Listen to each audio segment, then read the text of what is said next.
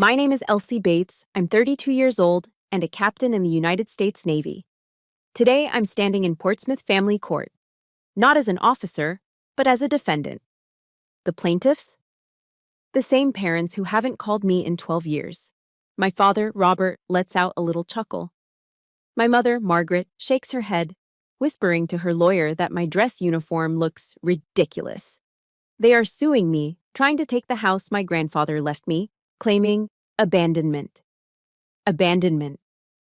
I just got back from a 9-month deployment. My knee still aches from an IED fragment in Yemen, and this filing, it calls me an irresponsible child. You think wearing that thing is going to scare anyone? My father had snarled when he saw me in the hall. They think they're dragging me to court to humiliate me. They don't know that I came here to introduce myself. If you've ever had your own family deny your every effort, been called a failure just because you chose a different path, let me know where you're watching from. Hit the like button and get ready for a story about the price of honor. The Waffle House off the I-264 was an assault on the senses, but it was a welcome one. It smelled of America.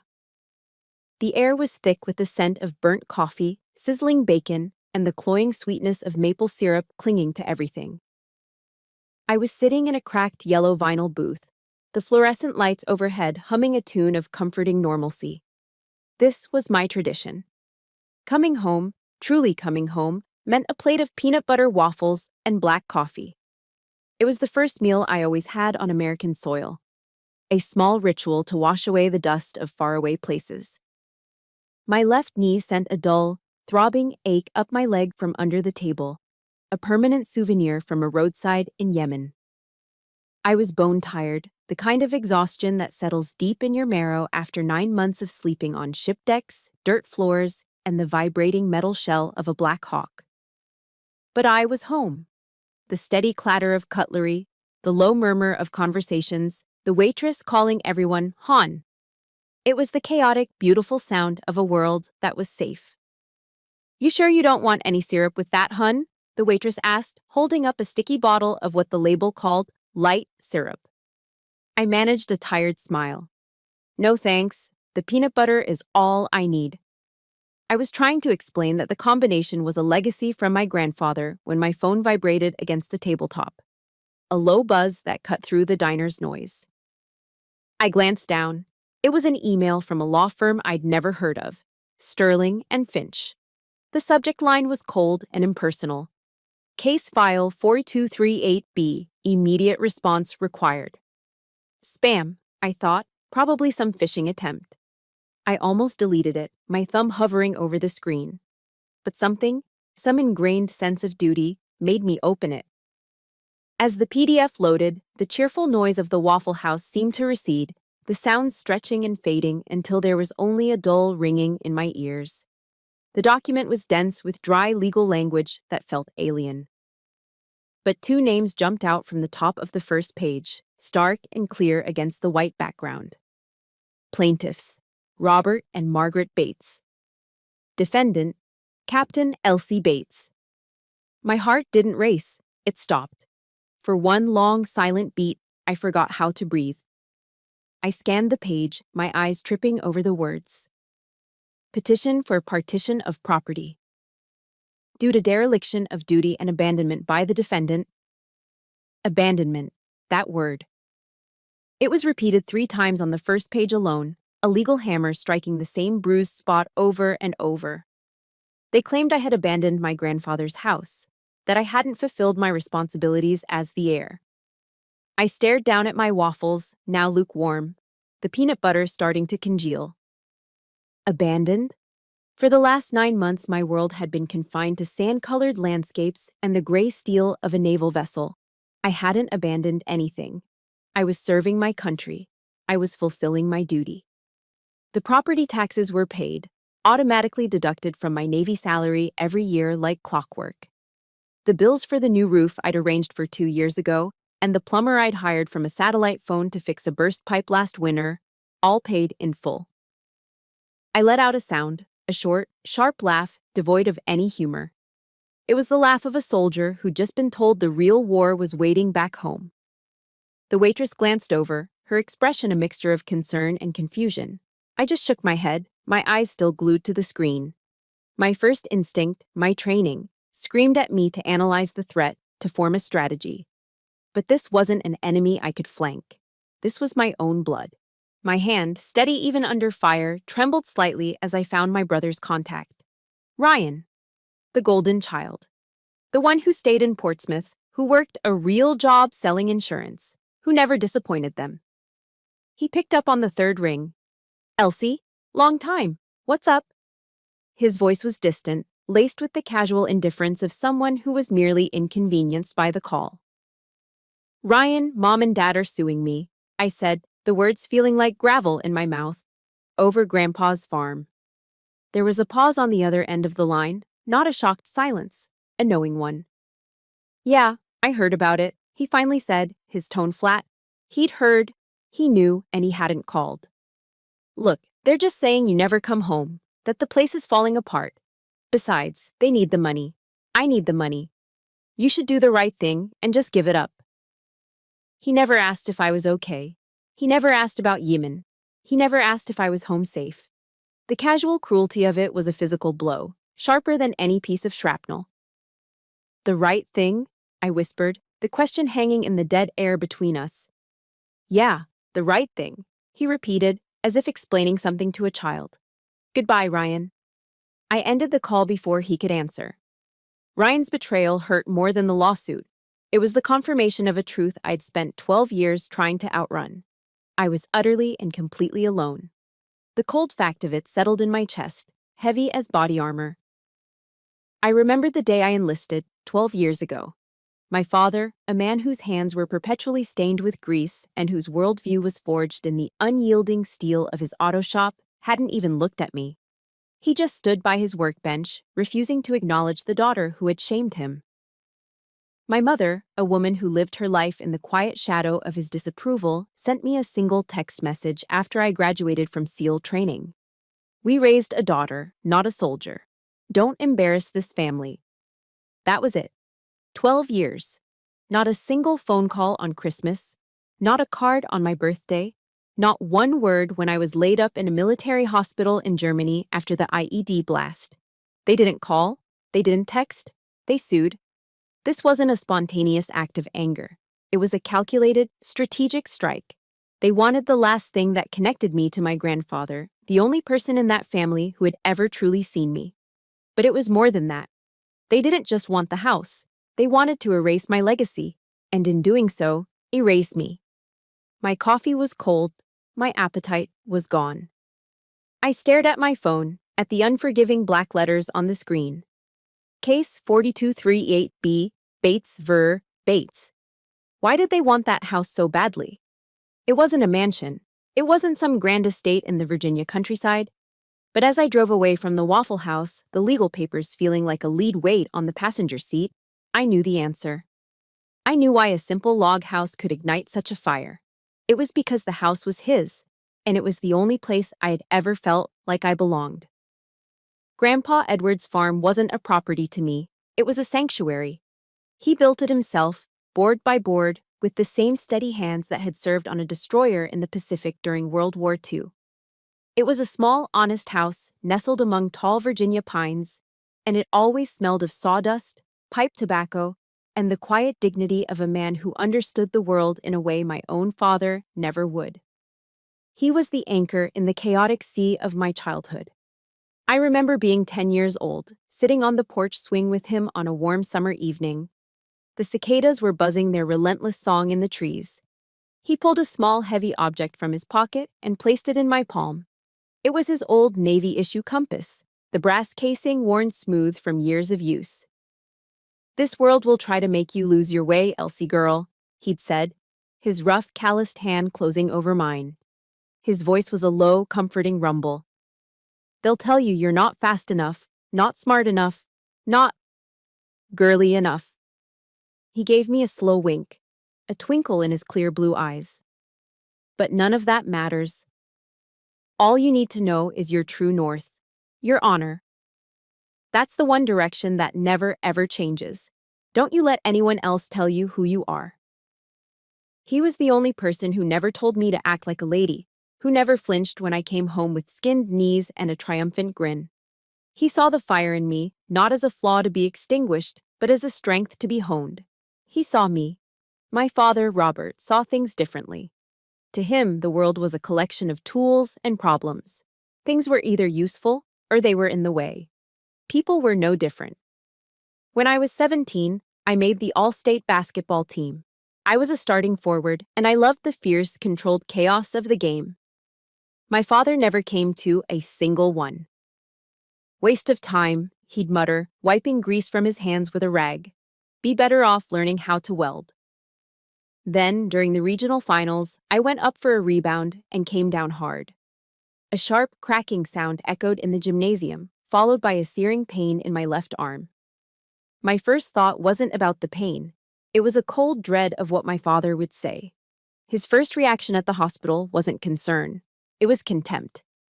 He looked at the heavy plaster cast encasing my arm from wrist to elbow and sneered. "See? Told you so," he said, his voice dripping with grim satisfaction. "Now you're useless. Who's gonna marry a girl with arms like a man?" My mother just stood there beside him, silent. Her silence was always her answer. It was a quiet endorsement of his every judgment, his every dismissal of me. I drove myself home from the hospital that day, and I paid the ER bill myself with money I'd saved from scooping ice cream at the Dairy Queen all summer. That cast wasn't just plaster, it was a monument to the fact that, in my own family, I was on my own. That truth was carved deeper every day by the glaring favoritism shown to my brother, Ryan. He was the golden child, the one for whom the rules were always bent. When Ryan turned 18, he got drunk with his friends, wrapped the brand new Ford F-150 my parents had bought him around an oak tree, and got a DUI. My father's response? He yelled at the responding officer for scratching the paint on the wreck, then went out the next week and bought Ryan another truck. "A better one," he'd said, as if that would fix the problem. A few months later, when I turned 18, I wanted to go to a summer fitness camp. It was a prep program for kids interested in military careers. My father just laughed, a short, dismissive bark. "No money for that nonsense," he'd said, not even looking up from the engine he was working on. I had to get a second job waiting tables to pay for it myself. The injustice of it was a bitter pill. It was never just about the money. It was about worth. It was a daily, unspoken declaration that my ambitions were frivolous, while Ryan's mistakes were investments. I wasn't worth as much as he was. So when Grandpa Edward passed away, I wasn't surprised by what happened next. I was in the middle of basic training. I wasn't allowed to come home for the funeral. The first and only phone call I received from my parents during that entire time wasn't to offer comfort. It was to deliver a verdict. "The old man went crazy," my father's voice crackled over the payphone line. "He left you the farm." He was furious. My mother was audibly sighing in the background. They didn't understand. They saw it as a final act of senility, a foolish old man's whim. But I understood perfectly. In his final act of love, Grandpa Edward knew they would never value me. He knew they would see my path as a dead end. So he gave me a place to come back to. He gave me a true north, a legacy. And now they wanted to take that too. They weren't just suing me for a piece of property. They were trying to overturn his will. They were trying to tell the world, and me, that even my grandfather's faith in me was a mistake.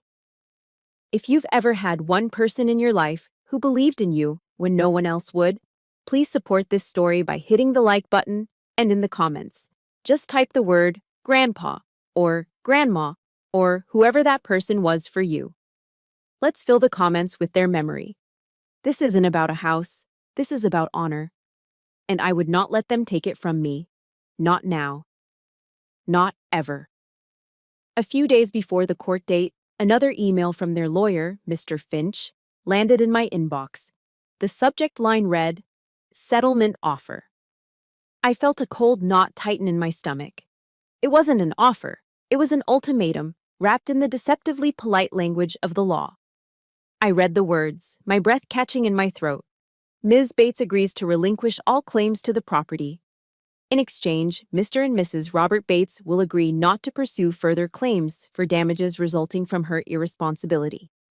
Ms. Bates, the formal address was a deliberate sting, a way to remind me that I was now an outsider. But it was the word irresponsibility that made the blood pound in my temples. They wanted me to sign a piece of paper that legally declared me irresponsible. They wanted a written confession to a crime I didn't commit.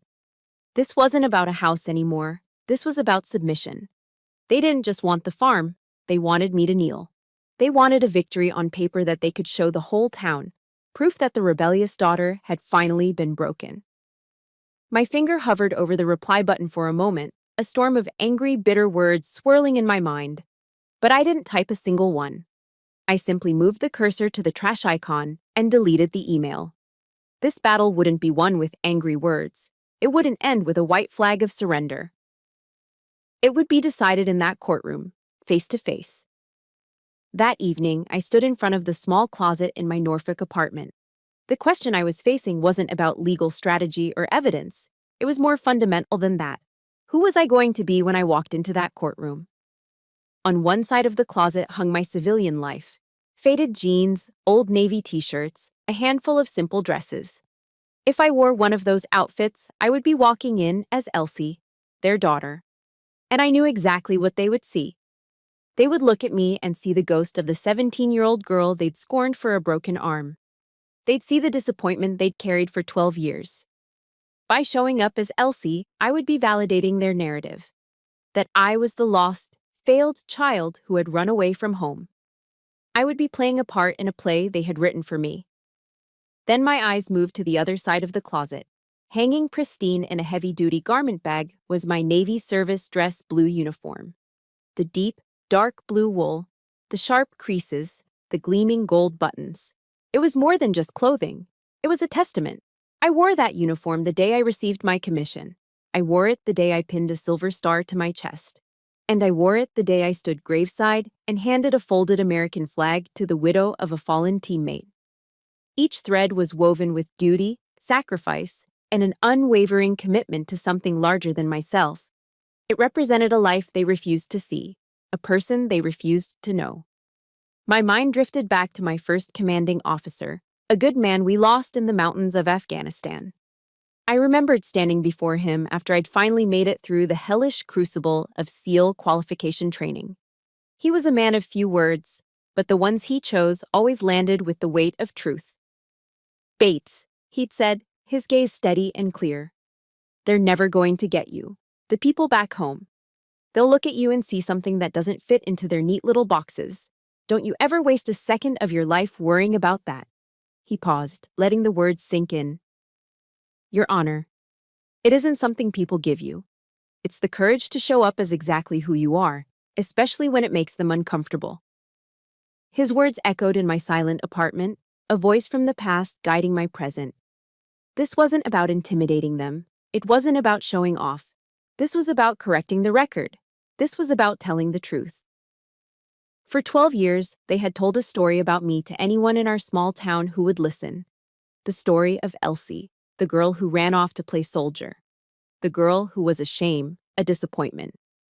They had controlled that narrative for more than a decade, shaping my identity in my absence.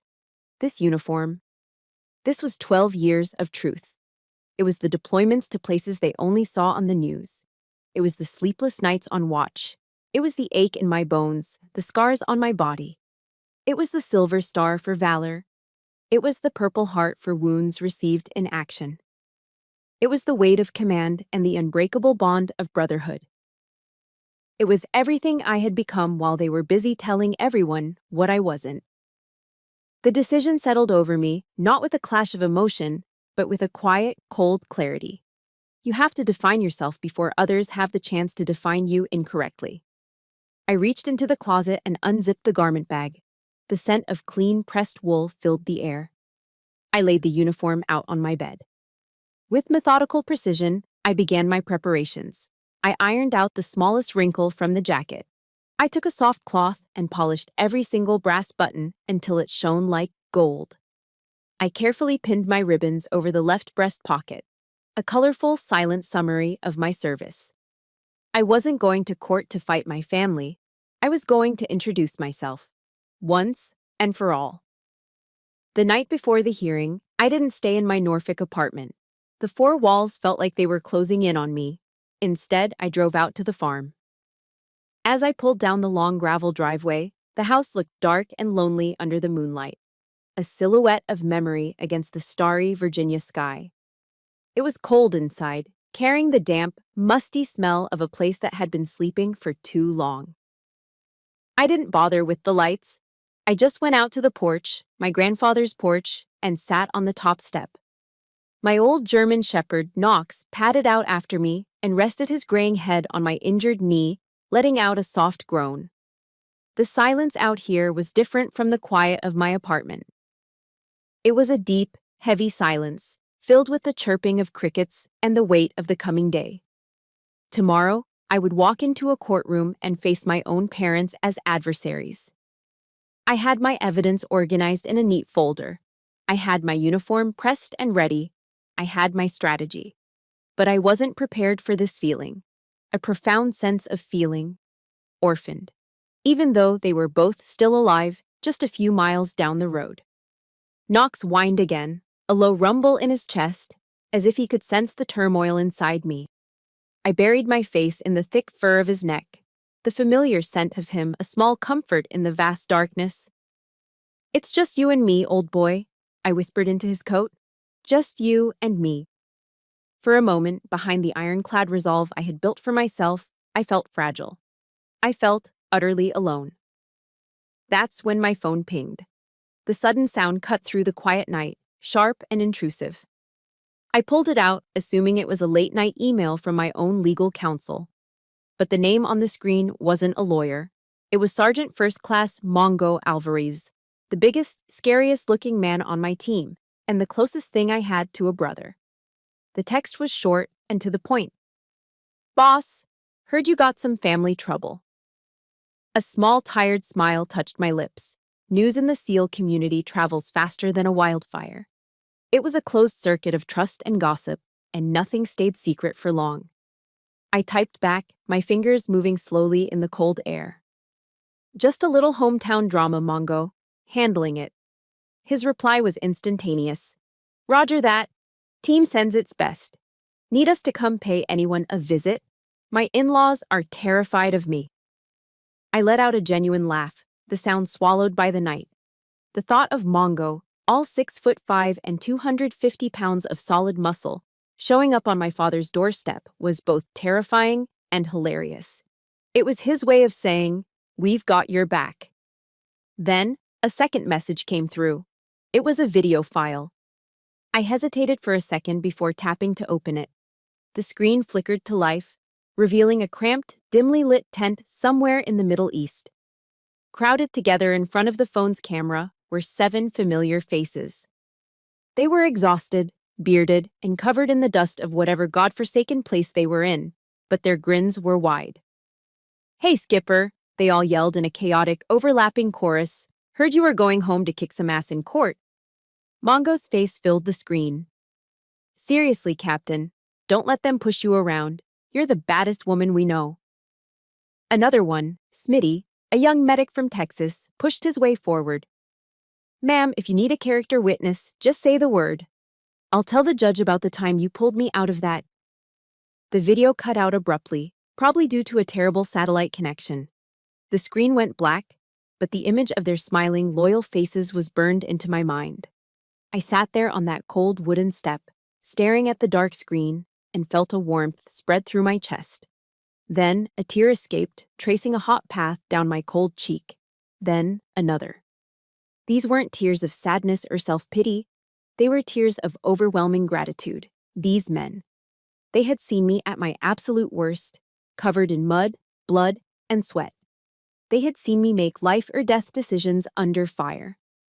They trusted me with their lives, and I trusted them with mine. Here they were, halfway around the world in the middle of a real war, taking the time to send a goofy, supportive message to their commanding officer. The quiet of the farm was no longer heavy with loneliness. It was filled with the echo of their voices. My blood family hadn't called me in 12 years.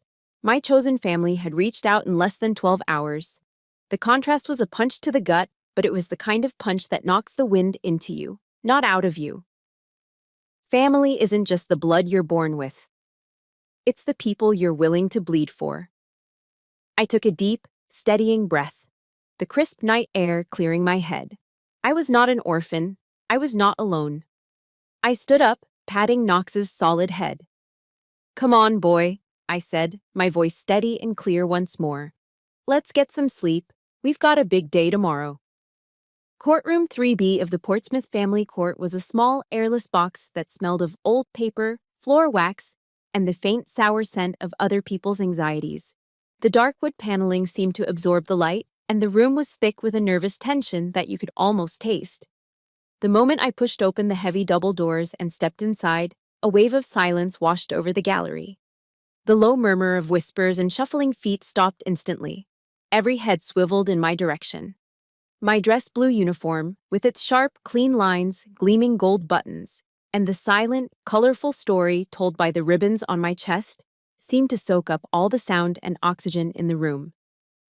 Across the aisle, I saw them. They were sitting in the front row, a united front of accusation behind their lawyer. My father, Robert, was crammed into his best suit, the dark gray one he wore to weddings and funerals. It was tight across his thick mechanic's shoulders, making him look even more rigid and uncomfortable. He met my gaze, and a cruel smirk twisted his lips before he let out a short, sharp chuckle. It wasn't a sound of humor. It was a sound of pure, bitter contempt, a public declaration of his disdain.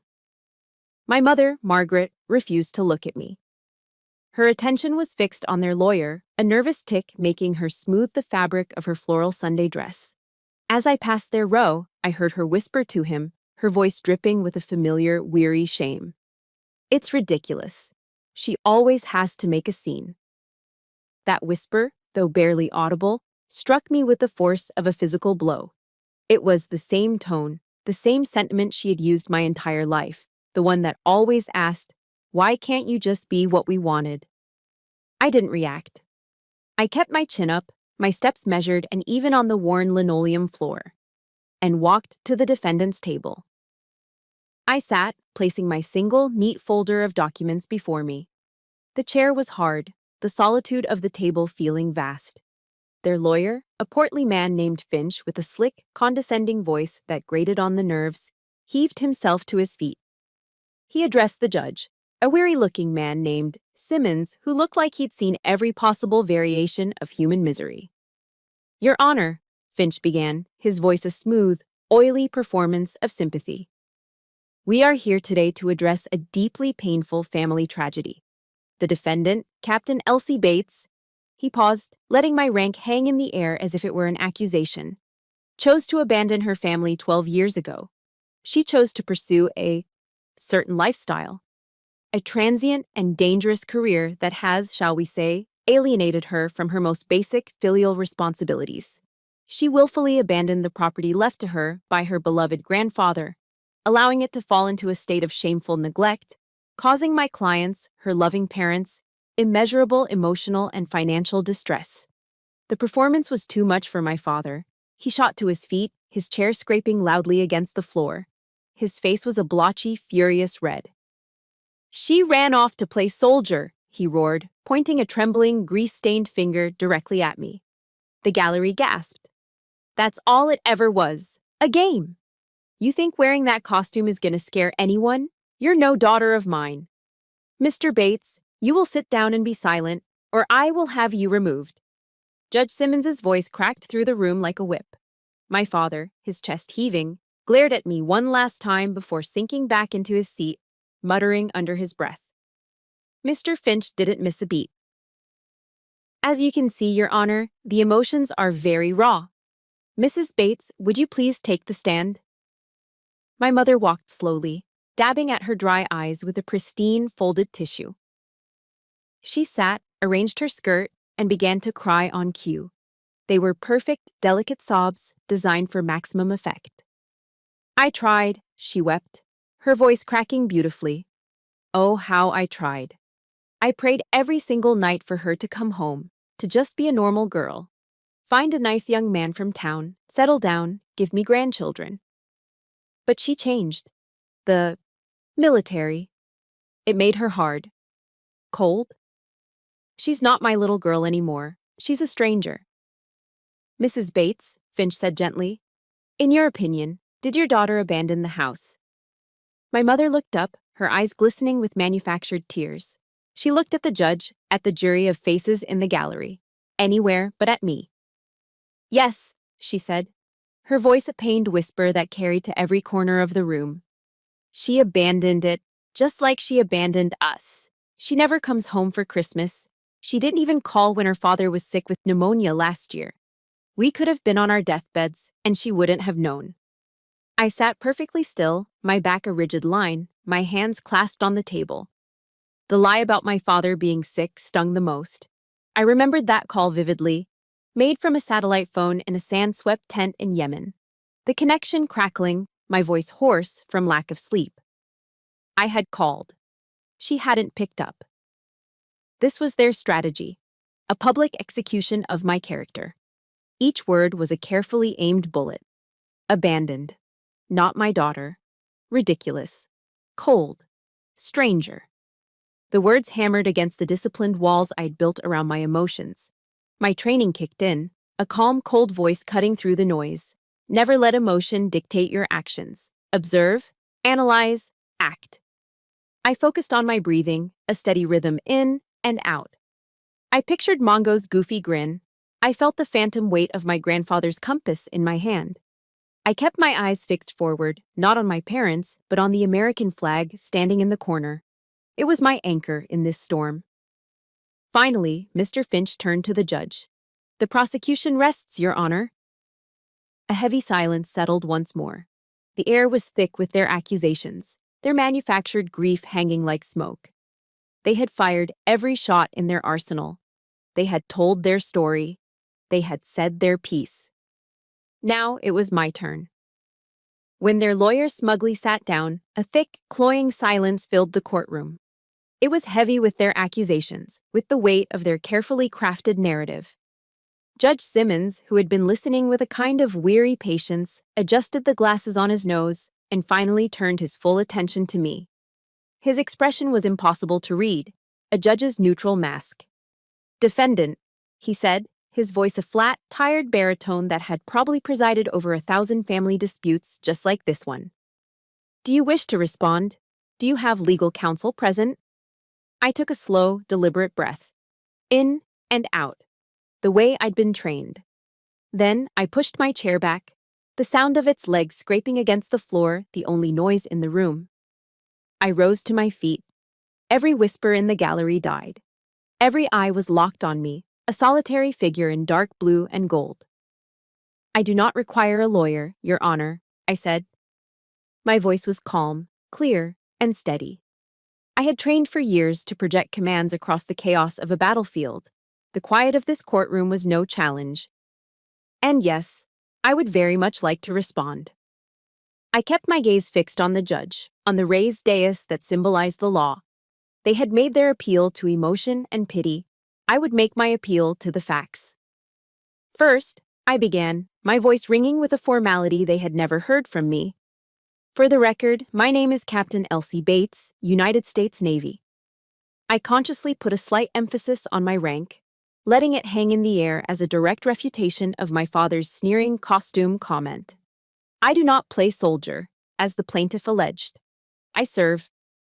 From the corner of my eye, I saw my father snort, a small, disgusted sound. I refused to look his way. His power in my life, his ability to diminish me with a single glance, ended today. He had commanded the stage for 12 years. His time was up. Regarding the central accusation of abandonment, I continued, my tone shifting deliberately into one of factual, almost clinical, reporting. I reached down and picked up the thick, 1-inch binder from my table. I would like to submit into evidence 12 years of property tax records for my grandfather's farm. I walked the few steps to the court clerk's desk and placed the binder down. I didn't slam it, but I didn't set it down gently, either. It landed with a solid, definitive thud that seemed to punctuate the silence. You will find, I said, addressing the judge again, that every payment has been made in full and on time via direct debit from my active duty salary account. Also in that folder are the fully paid invoices for a complete roof replacement I arranged and paid for in 2021, and for an emergency plumbing repair in the winter of 2023 when a pipe burst. I hired and paid the contractors for both jobs remotely, one from the deck of a destroyer in the Arabian Sea, the other using a satellite phone from a forward operating base whose location I am not at liberty to disclose. I paused, letting the tangible reality of those documents, the paper trail of my commitment, sink into the room. I may not have been physically present at the property, Your Honor. My duties often prevent that. But I have never, not for a single day, abandoned my responsibilities to it, just as I have never abandoned my responsibilities to this country. Then I turned my head slightly, my gaze finally falling upon my mother where she sat, looking small and frail in the witness stand. She flinched, her eyes wide, as if surprised that I would dare to look at her, to speak to her directly. My mother is correct about one thing, I said. I saw a flicker of triumphant confusion cross her face, thinking I was about to concede a point. I was not home when my father was sick, and I was not home for Christmas. I let her hold that small victory for a beat before I turned back to the judge and took it away. On Christmas Day of 2019, Your Honor, my team and I were stationed at a remote outpost in Yemen, securing a perimeter under constant threat. And in March of last year, when my father had pneumonia, I was a patient at Landstuhl Regional Medical Center in Germany, recovering from reconstructive surgery after an IED blast shattered my left knee. A low murmur went through the gallery. I continued, my voice remaining level, factual. I did, however, call. I called my mother from my hospital bed.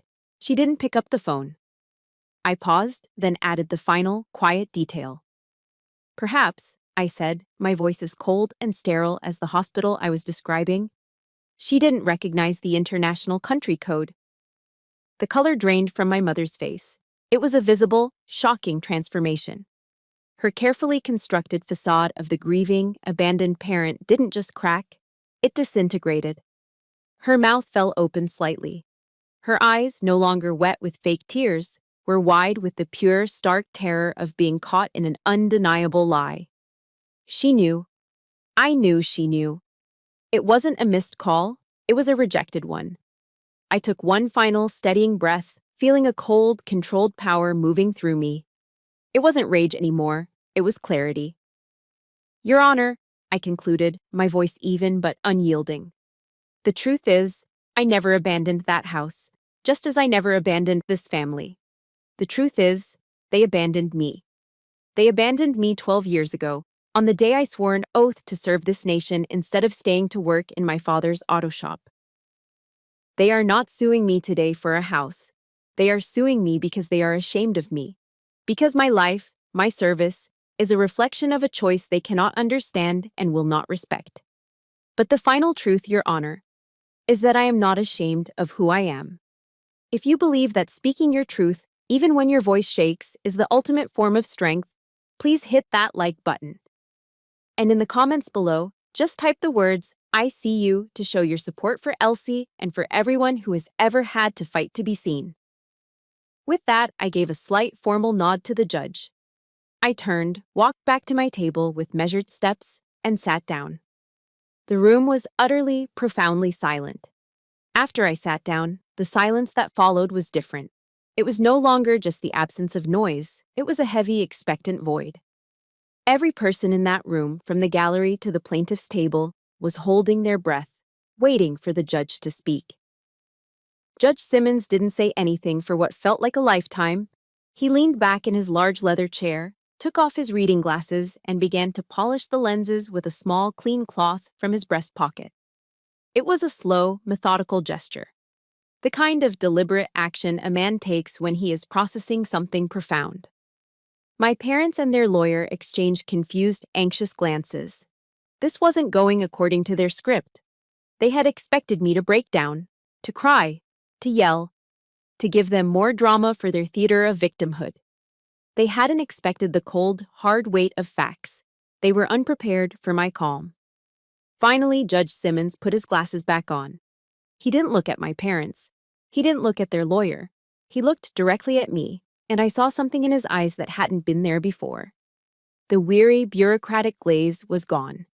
In its place was a sharp, penetrating focus, an intensity that made me sit up even straighter. It was the look of a man who was no longer just presiding over a case. He was seeing through it. "Captain Bates," he said, his voice a low, resonant baritone that seemed to make the very air vibrate. "Where do you serve?" "Naval Special Warfare Development Group, sir," I replied, keeping my answer precise and formal. "I'm not at liberty to discuss operational details." He gave a slow, deliberate nod, as if my answer was exactly what he expected. "I'm not asking for operational details, Captain." His gaze drifted from my face down to the colorful ribbons arrayed on my chest. His eyes, trained by a past I couldn't have known, scanned them not as decorations, but as a language, a story. "That third one from the top," he said, his voice still low. "That's the Silver Star, is it not?" I was so stunned by the question I could only manage a quiet, "Yes, sir." At the plaintiff's table, I heard my father whisper harshly to my mother, "What the hell is a Silver Star?" She just shook her head, her face a mask of confusion. Judge Simmons ignored them completely. He leaned forward, resting his elbows on the bench, his focus entirely on me. His next words were not for the court record, they were for me. But he spoke them with a voice that boomed through the silent courtroom. "Forgive my memory, Captain, but it's been a few years.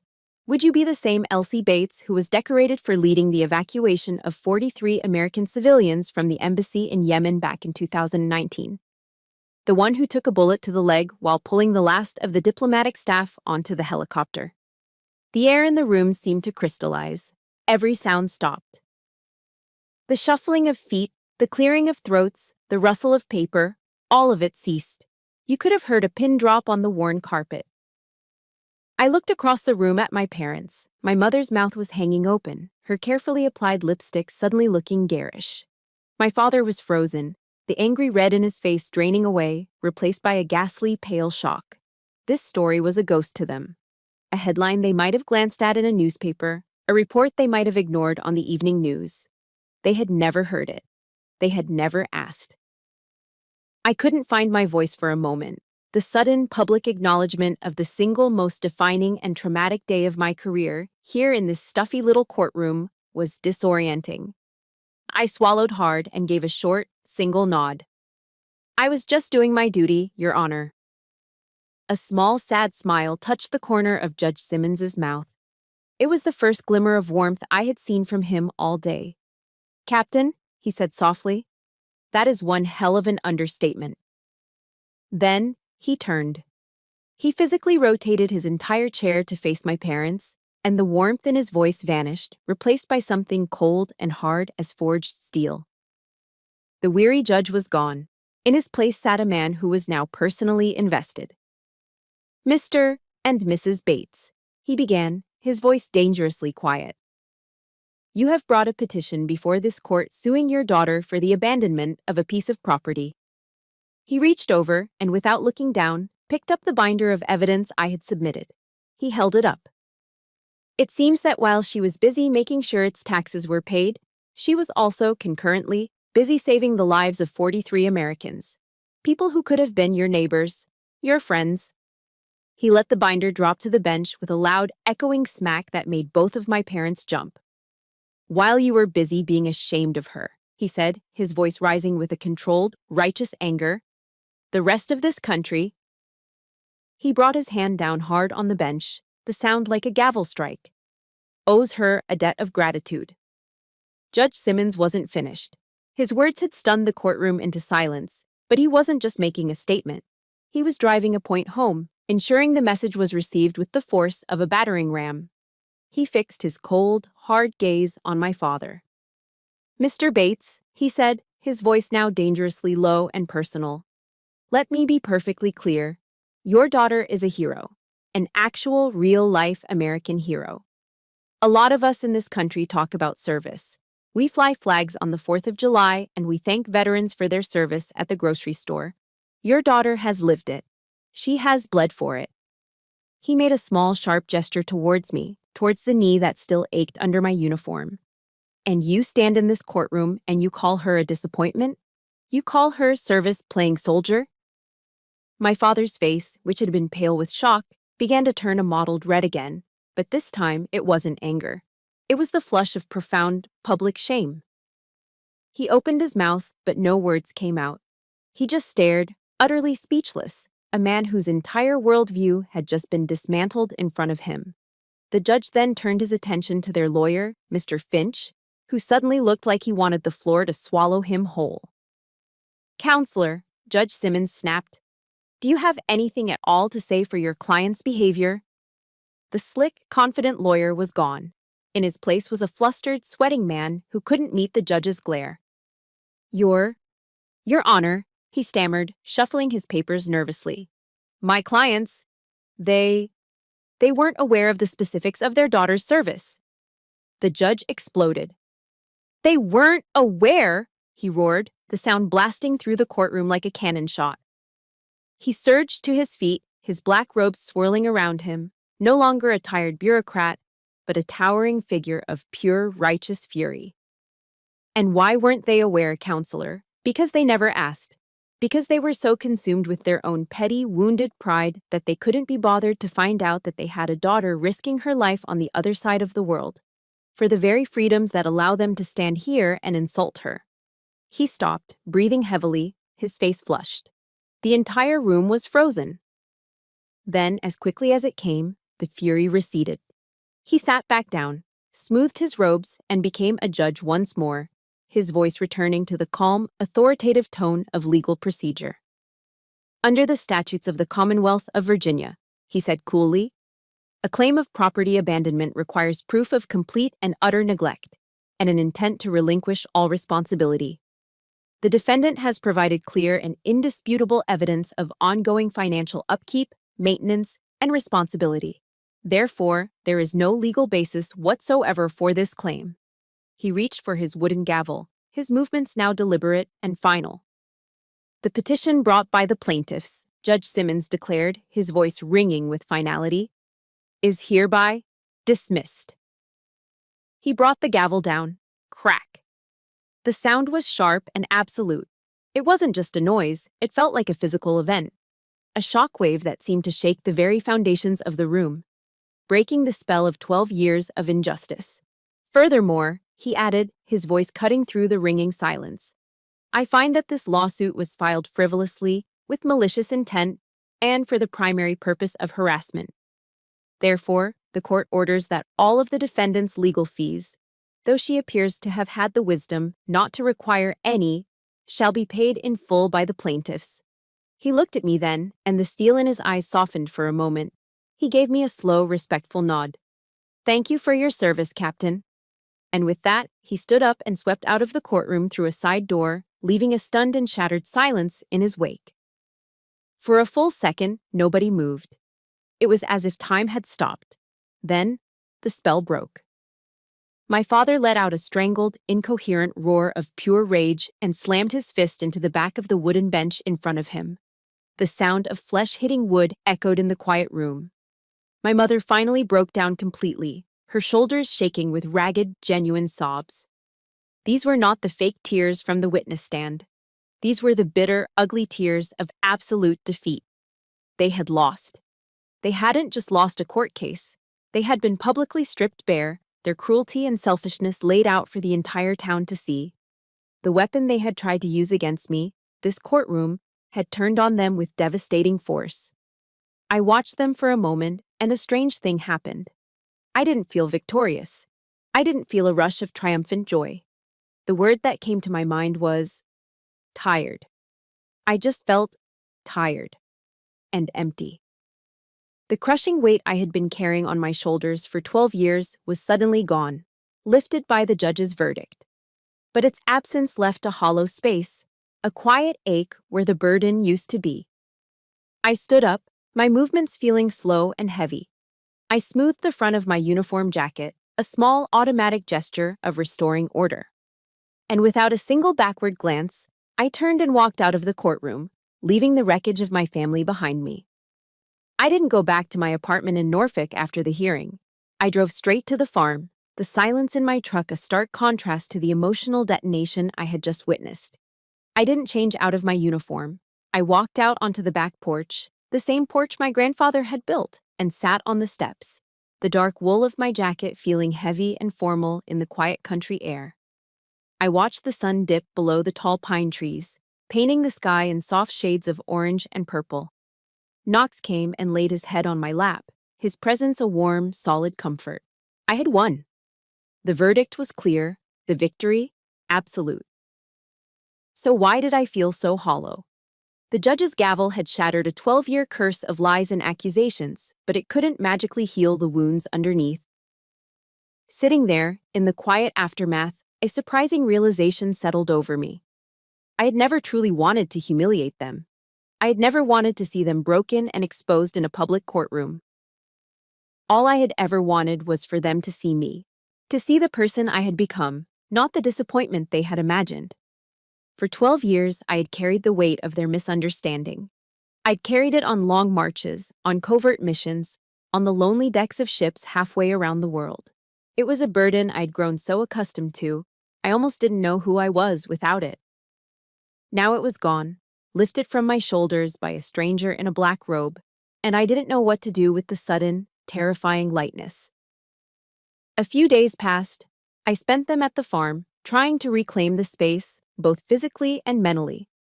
I started clearing the overgrown weeds from my grandmother's old flower beds, my hands raw from pulling up stubborn roots. It was mindless, physical work, a way to sweat out the lingering tension. I was wrestling with a particularly stubborn patch of ivy when the sound of a car engine made me look up. An old, familiar sedan was pulling into the driveway. It was my mother's. It was the first time she had set foot on this property in years. She got out of the car and stood there for a moment, looking not at me, but at the house itself. She looked older than I remembered, smaller. The anger and defiance from the courtroom had been replaced by a deep, weary sadness. "It looks better," she said, her voice quiet and hesitant. "You've been working on it." I didn't answer, just kept my hands buried in the dirt. She took a few tentative steps closer and held something out to me. It was an old photograph, the corners soft and curled, the colors faded to a warm sepia tone. It was a picture of me, maybe 5 years old, perched on my grandfather's strong shoulders, my face split by a wide, toothy grin. He was looking up at me, his expression one of pure, unadulterated pride. "He would have been so proud of you, Elsie," my mother said, her voice barely a whisper. I still didn't look at her. "Your father, he was just scared. You went to all those places. He was terrified of losing you. And for a man like him, that fear, it just turns into anger. It's the only way he knows how to feel anything." Finally, I looked up from the dirt, my gaze meeting hers. "Why are you telling me this now?" Her eyes, for the first time, looked haunted. "Because of what happened in court," she said, her voice trembling slightly. "The judge, he was right. We didn't know. We didn't know because we never asked." She took a shaky breath, as if the admission was a painful one. "Your father, after the news report about that rescue, he found it on YouTube. He watched it, over and over again. He never told anyone, not even me. I only found out because I saw the search history on the computer." My heart seemed to skip a beat. All this time, he knew. He knew who I was, what I had done. He had seen the proof of my life's work, but his stubborn, unyielding pride wouldn't let him acknowledge it. It was a secret he kept locked away. A silent, solitary act of watching the daughter he pretended not to have. "What do you want, Mom?" I asked, my voice flat. I needed to cut through the excuses, through the years of silence. She looked at me then, truly looked at me, her gaze steady. "This Sunday," she said, the words coming out in a rush. "Come over for dinner. I'll make your favorite, fried chicken." I just stared at her. The idea was so absurd, so jarringly normal after years of bitter estrangement. "I don't know," I said, my voice betraying nothing. "Please, Elsie," she pleaded, and for the first time I heard a crack in her composure. It was a sound of genuine desperation. "Your father, He'll be there. He agreed. It was the first olive branch offered in 12 years of frozen silence. I looked at her, and I no longer saw a monster. I saw a tired, frightened woman who had made a lifetime of wrong choices by always standing with her husband, even when he was wrong. She had followed him down a path of anger and resentment, and now she was standing alone at a dead end, trying to find her way back. "I'll think about it," I said. But as she got back in her car and drove away, leaving me alone in the quiet of the garden, I knew. Deep down, I already knew I would go. That Sunday, I went. As I drove to the small house I grew up in, a knot of apprehension tightened in my stomach. I had faced down enemy combatants with less anxiety. But this was a different kind of courage. It was the courage to be vulnerable, to accept the things I couldn't change, and to find the strength to change the things I could. When I chose my uniform that morning, I didn't reach for the formal dress blues. I also didn't reach for civilian clothes. I chose my service khakis, the standard, everyday uniform of a naval officer. It wasn't a declaration of war like the blues had been, nor was it a retreat into the anonymity of being just Elsie. It was a quiet statement of fact. This is who I am, every single day. This is me. I walked up to the front door and knocked before I could lose my nerve. My mother opened it, a nervous smile on her face. As I stepped inside, the familiar scent of fried chicken, mashed potatoes, and buttermilk biscuits filled the air. The smell of 1,000 Sunday dinners from a lifetime ago. My father was in the kitchen, standing awkwardly by the stove, out of place in his own home. He looked up as I entered. His eyes flickered over me, taking in the khaki uniform. And for a moment, I saw the old hardness in his face. But then, something shifted. He gave a short, almost imperceptible nod. "Come on in," he said, his voice a low grumble. "Chicken's almost ready." The air was thick with unspoken words, with 12 years of anger and hurt hanging between us. But it wasn't hostile anymore. It was just awkward. And for the first time, awkward felt like progress. We ate dinner in near silence, the only sounds the clinking of forks against plates. It wasn't comfortable, but it was a start. It was a shared meal, a truce declared over a plate of potatoes. After dinner, as I was helping my mother clear the dishes, my father spoke from the doorway. "Elsie, come out to the back porch for a minute." My mother froze, looking from him to me with wide, worried eyes. I gave her a small nod and followed him outside. We stood there in the fading evening light, the air cool against my skin. For a long moment, we just listened to the sound of the cicadas, the same sound I remembered from my grandfather's porch. "You did good," he finally mumbled, not looking at me, but out at the yard. "In court, I mean." "I just told the truth, Dad." He grunted, then reached into his worn jeans pocket and fumbled with something. He pulled his hand out and held an object out to me. It was small and heavy, its brass casing dulled with age. My breath caught in my throat. It was my grandfather's compass, not the one he had given me, but his own personal one, the one he had carried in his pocket every day, the one my father had kept for himself after he died. "He left this for me," my father said, his voice thick and raspy. "But I think it belongs to you now." He pushed it into my hand. You earned it more than I did." I closed my fingers around the compass, its familiar weight a solid presence in my palm. This was it. Not an apology. He would probably go to his grave without ever saying the words, "I'm sorry." But this gesture, this surrender of a family heirloom, this admission of my worth, it was more powerful than any apology could ever be. He was relinquishing his claim not just on an object, but on the legacy of the man we both had loved. I opened the brass lid. There, inscribed on the inside, were my grandfather's words. "Honor is the one direction that never changes." I looked up at my father. He finally met my gaze, and in his eyes I saw not anger, but a deep, weary regret. He reached out an awkward, hesitant hand and placed it on my shoulder. His hand was heavy, calloused, and smelled faintly of motor oil. It was the first time he had touched me in a gesture of kindness since I was a little girl. "Don't be gone so long next time," he said gruffly. And that was it. Not forgiveness, not a magical healing of all wounds. It was something smaller and perhaps more real. It was acceptance. The war was over. The long, cold truce had begun. Over my next few shore leaves, I worked on the farm. I repaired the porch swing, planted a new garden, and gave the whole house a fresh coat of paint. And on the weekends, my father would drive out to help. He never said much. He'd just show up with his toolbox, and we'd work side by side in a comfortable, quiet rhythm of shared labor. Then, one Saturday, Ryan showed up too. He looked awkward and out of place, but he picked up a paintbrush and started working. We didn't talk about the lawsuit.